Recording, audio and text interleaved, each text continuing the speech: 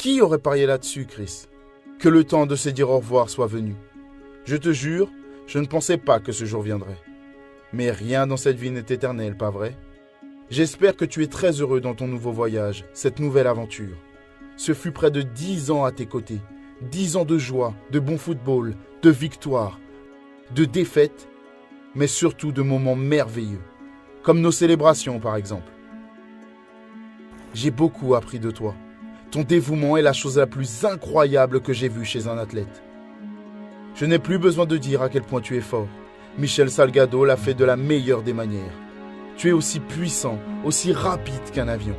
C'est incroyable ce que tu peux faire avec tes pieds, mais aussi ta force et ton contrôle sur les événements. Quel privilège d'avoir joué au football à tes côtés, Cristiano. Tu es le meilleur joueur au monde, Chris.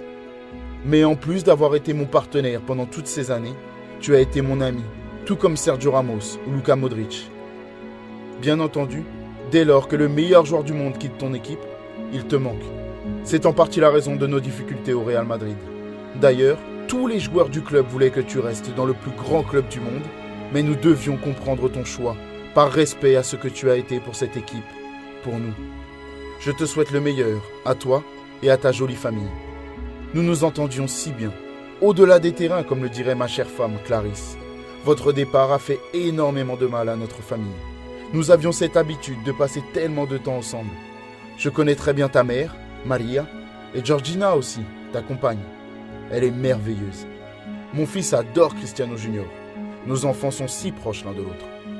Votre départ de Madrid a laissé un grand vide dans notre vie. Ce vide, je le ressens aussi dans le vestiaire, chaque jour. Comment pourrait-il en être autrement après 9 années passées avec toi? La tristesse que je ressens était prévisible, elle aussi. Entre ton départ et celui de Kiko Casilla, plus personne n'est assis à côté de moi. C'est fini les « Salut Kiko, salut Chris !» Désormais, je suis tout seul. Il y avait nos discussions avant les matchs, quand tu devinais le résultat, ou avant les finales, quand tu nous tranquillisais. Ça va me manquer. Tout comme ton attention pour les plus jeunes.